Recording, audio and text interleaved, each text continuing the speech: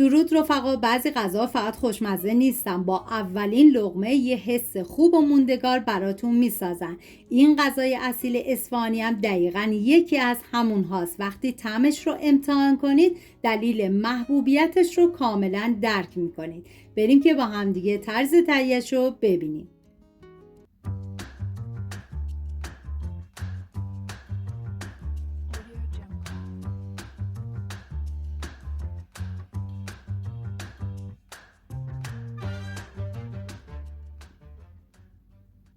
130 گرم برنج رو از 2 ساعت قبل خیس کردم. داخل قابلمه مقداری آب ریختم. بعد از به جوش اومدم برنج خیس خورده رو بهش اضافه میکنم، هم میزنم، زمان میدم تا برنج کمی بپزه. همین اول ویدیو هم میگم دم اصفهانیای عزیزمون گرم با این غذای فوق العاده خوشمزه‌شون.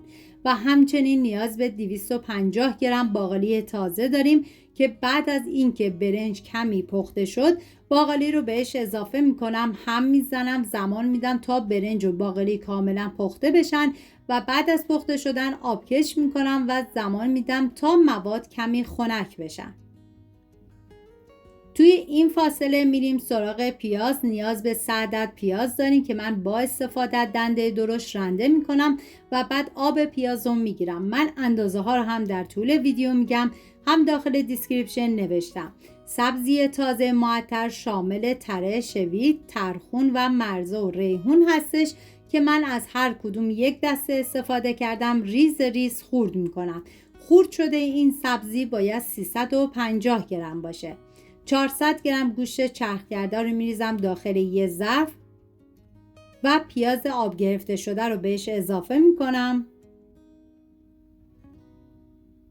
و همچنین برنج و باقالی که پخته شده بود و گذاشتیم کمی خنک شد.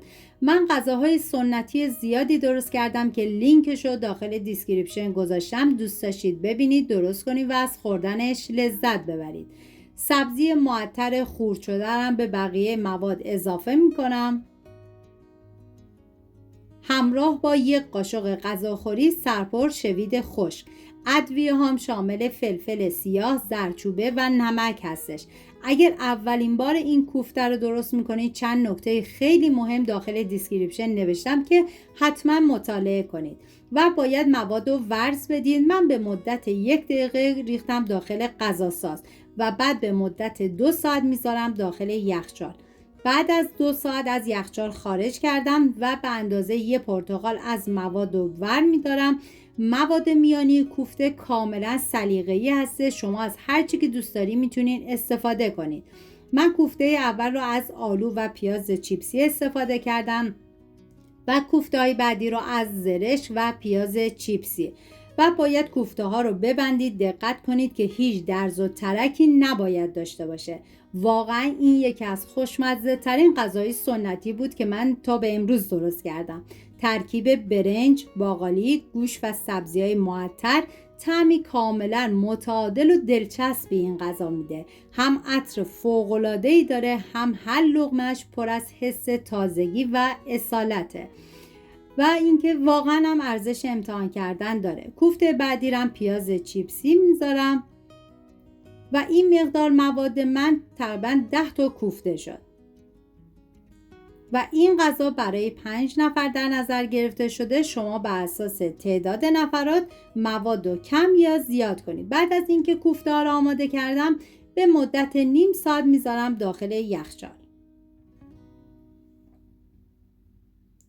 حالا میریم برای آماده کردن مواد سس. نیاز به پیاز دارین که من از 4 عدد پیاز ریز استفاده کردم. شما میتونین از 1 عدد پیاز بزرگم استفاده کنید. داخل قابلمه مقداری روغن میریزم. بعد از داغ شدن پیاز ریز شده رو بهش اضافه میکنم، هم میزنم و زمان میدم تا پیاز کمی نرم بشه. نیازی به سرخ شدن زیاد نیستش. ادویه‌ام شامل نمک، زردچوبه و فلفل سیاه هستش. هم میذارم ادویه ها تف بخورن، عطر ادویه ها آزاد بشه و 1 قاشق غذاخوری سرپر شوید خشک هم میزنم و 4 لیوان آب جوش بهش اضافه میکنم.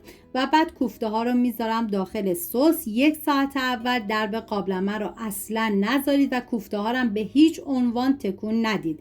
بعد از 1 ساعت میتونید کوفته ها رو زیر و رو کنید و بذارید تا جا بیفته و اون موقع میتونید درب قابلمه رو به صورت نیمه باز بذارید و در صورت تمایل توی این مرحله میتونید از زعفران و دارچین هم استفاده کنید که کاملا سلیقه‌ایه، ولی من استفاده نکردم. غذاهای سنتی فقط یه دستور پخت نیستن، بخشی از فرهنگ و خاطره های ما هستن. خوشحالم که امروز این غذای اصیل و خوشمزه اصفهانی رو با هم درست کردیم. در آخر با مقداری زرش و پیاز چیپسی هم تزیین کردم. امیدوارم شما هم امتحان کنید و از طعمش لذت ببرید. سپاس از همراهی همیشگیتون. تا درودی دیگر، بدرود.